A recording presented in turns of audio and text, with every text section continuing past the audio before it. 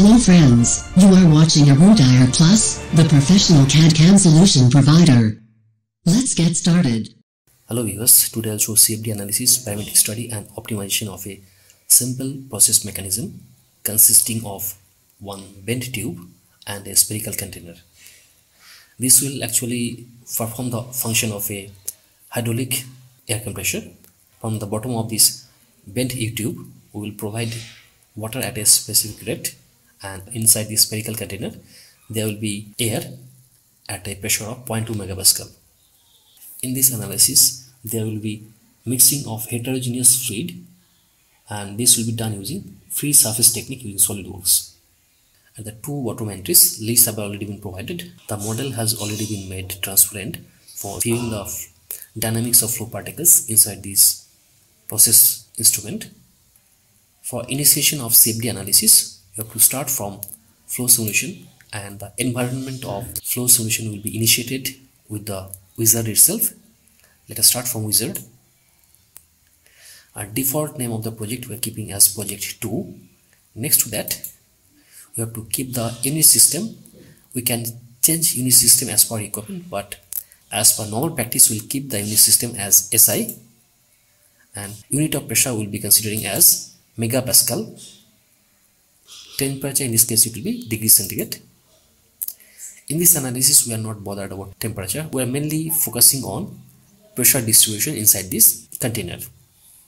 Next to that, it will be an internal analysis, and from the physical conditions definitely gravity will be involved, and direction of gravity will be y. So along y it will be minus 9.81 meter per second square, and along z component it will be 0. As we are mixing two heterogeneous mixes, it will be a free surface technique. Next to that, we have to select that liquid and gases. The default gas will be air, and we want to have the second liquid as water that will be pumped from the down part of the U-tube. Next to that, the default wall thermal conditions and roughness we are considering. Thermodynamic parameters, pressure will be 0.101325 megapascal and temperature will be 20 degrees centigrade. Initially the container will be filled up with air at a pressure of 0.2 megapascal. As we will be pumping water in the upward direction, so we can select the coordinate system as y. Okay, let us finish this. Now the computational domain, you can see, let us rotate this one to see the computational domain. You can see here the computational domain is not perfect because whole volume of the spherical container is not inside this domain. Let us hide this domain. While making the geometry of this container, we have made the spherical part as solid. Now we have to disable this one as solid, and that we converted to air at a specific pressure, and that can be done using conditions, initial conditions, and we have to select that inside volume of this spherical container, and that to be disabled as a solid. So select that space, that to be disabled as solid components, and that to be defined as air at a pressure of 0.2 megapascal. So we can define the pressure also. It will be 0.2 megapascal defined. Now let us see the computational domain again, whether it is changing or not. Edit definition. Still it is not changing, so we can vary a little bit in between 2D and 3D, and let us see the distribution, whether it is changing or not. Now the distribution, you can see it is perfect. Let us see from all the sides. Let us see the computational domain. So it is perfect. The whole volume is inside this domain. Now we can hide this domain, and we have to apply the necessary boundary conditions. And for applying necessary boundary conditions, it is always suggested to have a segmented view of this model. So we'll cut the model along front plane. Done. And let us see the front view. And for seeing the XY plots, we have made some specific lines. We want to see pressure distribution along two different lines. Initially we'll see pressure distribution along this pipe. Again we'll see pressure distribution along this diameter of this spherical container. So with these specific lines we want to see XY plots and see the variation of pressure across these lines. Okay, in this domain we are having mixture of water and air, and let us view the fluid subdomains. It is having only one subdomain. Rotate view. Let us select that location. From the fluid subdomain you can see it is an immiscible mixture of air and water. The top part of this one is filled up with air at a pressure of 0.2 megapascal, and from the bottom part we are providing water at a velocity of 50 meter per second. Green check. Next to that we have to apply boundary conditions. Boundary conditions. Insert boundary conditions. As a boundary condition we can apply inlet mass flow rate or even inlet velocity from this entry location. Let us provide a velocity of 50 meter per second from the entry location. Let the velocity be 50 meter per second from this entry location, and we have to define that fluid. It will be water, and thermodynamic parameters, it will be at a temperature of 20 degrees centigrade, and pressure should be equal to atmospheric pressure. Defined.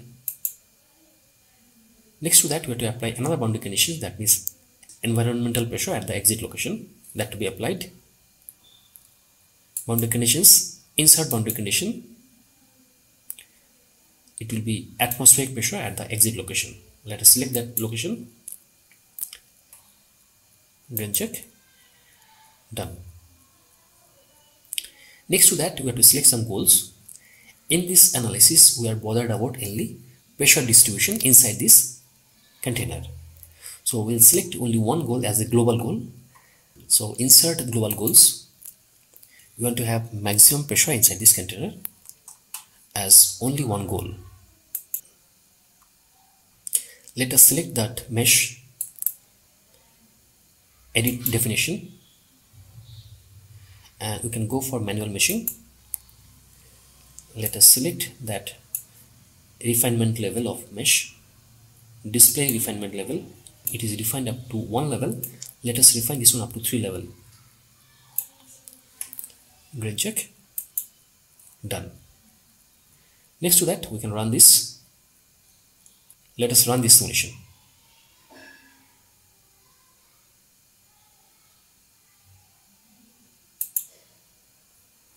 Run this one with new calculations. Run it.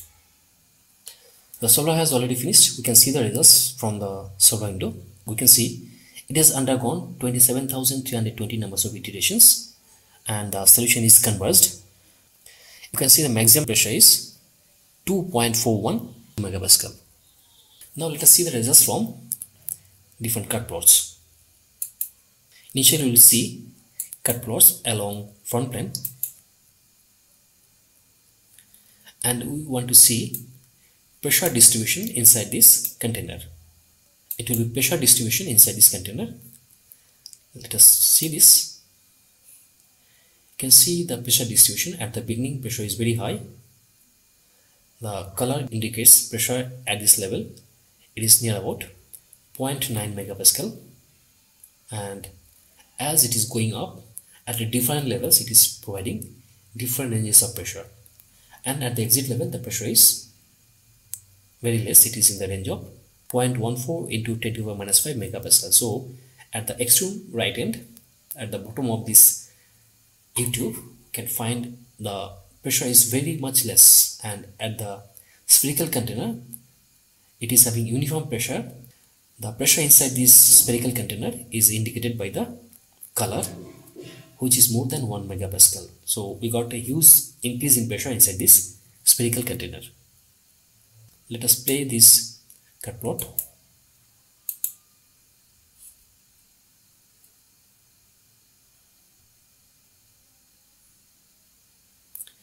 You can see inside this spherical container pressure is almost equal, and the pressure it is maintaining high pressure.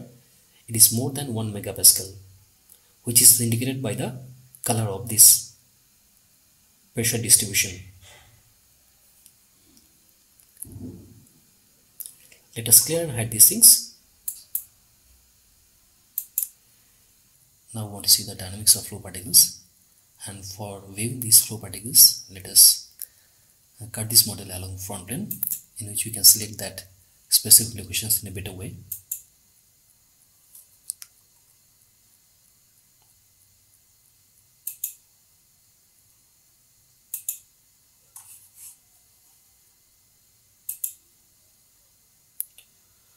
Flow trajectories. Insert flow trajectories. It should be passing from this inlet opening, then it will be passing from the spherical container itself, and again finally it will go out from the exit location. So we have selected three different phases, phase 1, phase 2 and phase 3, and we want to view the particles in the form of arrows only. And let us consider the numbers of arrows to be 50, and instead of pipes we want to see these flow particles in the form of arrows only, and it will be pressure distribution throughout this container. Grid check. Let the iterations move on. Particle study is running. This is showing the dynamics of flow particles. So from this inlet location you can see the pressure distribution. It is in the range of 0.9 megapascal, and as it is going up near this location, its pressure distribution is very high. It is in the range of more than 1 megapascal, and while passing from the middle point of this U-tube, pressure distribution you can check, it is coming down, and at the exit location its value is very less. It is in the range of 1.4 into 10 to the minus 5 megapascal. So there is a huge loss of pressure at the exit location, and you can see inside this spherical container there is a huge gain of pressure. Initial pressure inside this container was 0.2 megapascal, and after this simulation we got the pressure inside this more than 1 megapascal, right? And from the solver window we saw that maximum pressure inside this container is 2.4 megapascal. Next to that we want to have XY plots. So we want to see the XY plots from here. Insert XY plot. Initially you want to see the distribution of pressure across this U-tube. Let us see pressure distribution across both the lines. You want to see pressure. Let us select that line, that is sketch number 26. By the same time we want to see the pressure distribution along this vertical line, which is passing diametrically through the spherical container, that is sketch number 23. That means we want to see pressure distribution across both the lines. Let us see. So in a single curve we can see both the distribution. Sketch number 23 is the pressure distribution inside this spherical container, and sketch number 26 is the pressure distribution from this U-tube. You can see that inside this U-tube initial pressure was in the range of 0.97 megapascal, and as it has gone up it has reduced its pressure, and finally when it is come down its pressure is in the range of 0.14 megapascal. So inside this U-tube we can see a huge reduction in pressure from entry to exit. At the same time we can see the increase in pressure inside this spherical container. Initially pressure inside this spherical container was more than 1 megapascal. It was 1.14 megapascal, and after specific time, it has reduced this pressure to 0.24 megapascal. That means we can see at the initial level, as we are moving from bottom to top, up to certain limit, pressure was constant in the level of 1.14 megapascal. After that, when it is going near the boundary, its pressure is reducing and final pressure near the boundary is 0.24 megapascal. Right. Next to that, we have to go for some kind of parametric study. And in this parametric study, our concentration will be to have different values of maximum pressure inside this container with different ranges of water velocity. Okay. We are planning to have different values of maximum pressure inside this container, and in this case we will be considering input variable as water inlet velocity. Okay, we are starting a new parametric study from solve. It will be new parametric study, and from here we will consider design of experiments and optimization, and we have to depend on input variables. Input variables will come from that boundary conditions. Let us provide those boundary conditions. Let us select that boundary conditions as inlet velocity,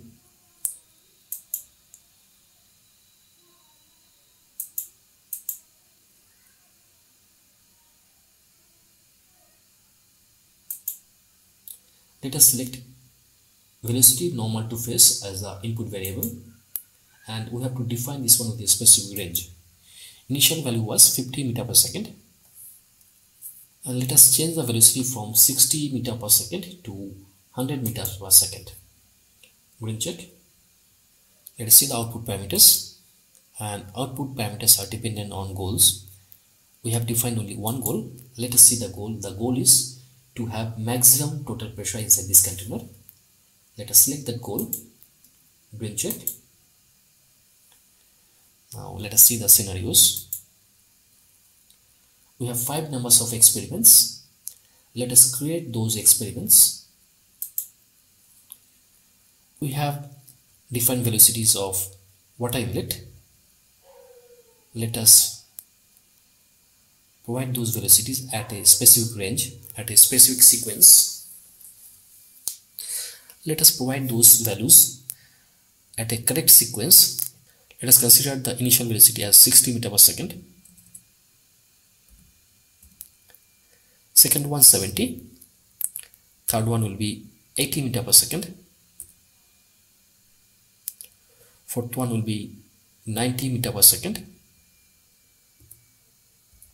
And the final one, the fifth one will be 100 meter per second.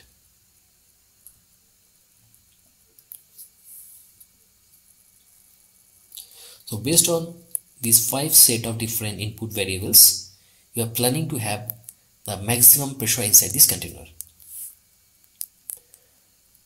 Let us run this one.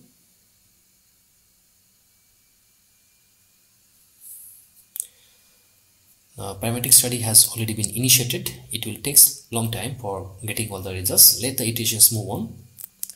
Whenever it is finished, we'll see the results and go for final optimization.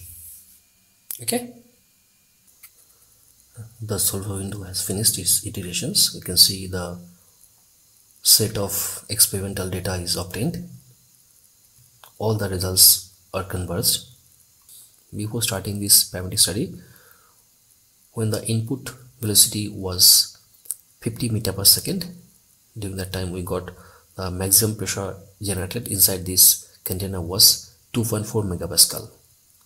Now in this parametric study with 5 set of experimental data, we got different results. In experiment number 1, when the input velocity of water was 60 meter per second, then we got the maximum pressure inside this container was 3.44 megapascal. In experiment number 2, when the inlet velocity of water was 70 meter per second, then we got the maximum pressure generated inside this container was 4.65 megapascal. In the third experiment, when the inlet velocity of water was 80 meter per second, Then we got maximum pressure inside this container was 6.03 megapascal. And in the fourth experiment, when the inlet velocity of water was 90 meter per second, we got the maximum pressure generated inside this container was 7.615 megapascal. And finally, in experiment number 5, when the inlet velocity of water was 100 meter per second, then we got maximum pressure generated inside this container as 9.385 megapascal. So from this experimental data, it is clear that when the inlet velocity of water is increasing, pressure also increased inside this container.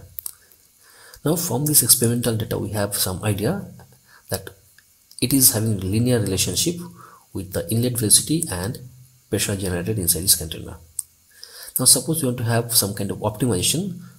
Suppose you want to get maximum pressure generated inside this container as 5 megapascal.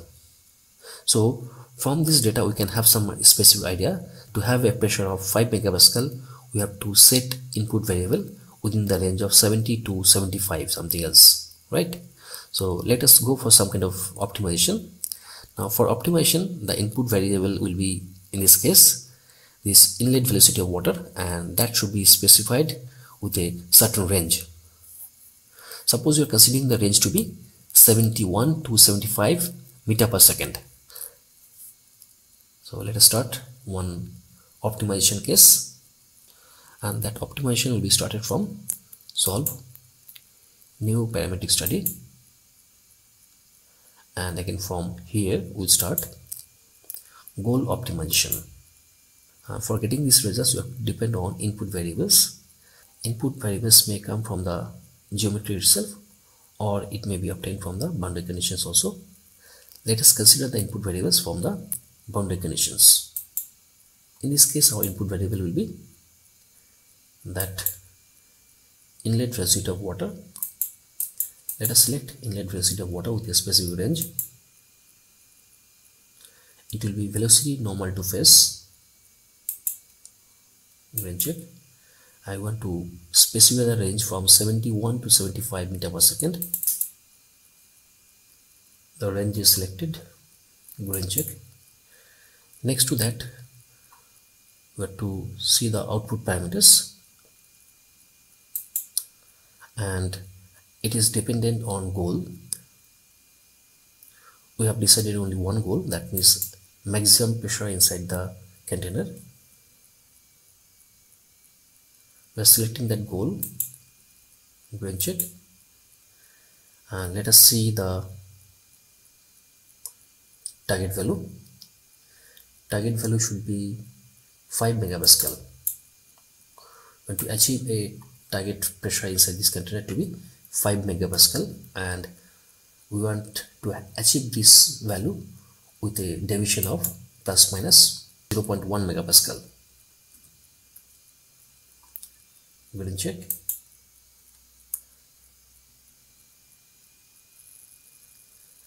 Let us see the scenario.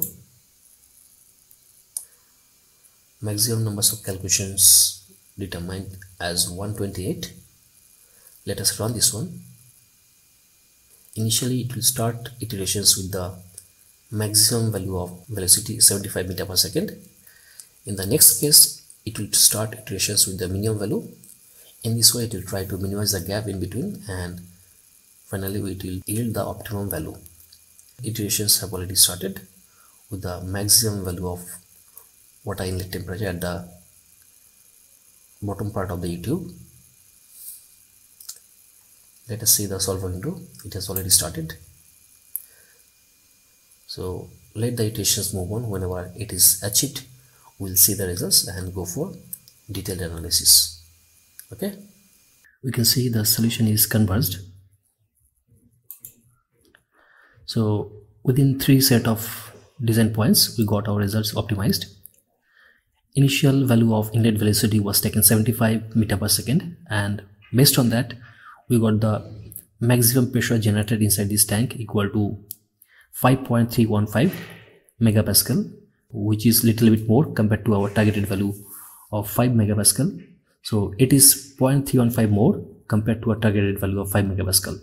In the second design point, iteration was carried out with the inlet velocity of water as 71 meter per second, and based on that we got the value of maximum pressure inside this container as 4.779 megapascal.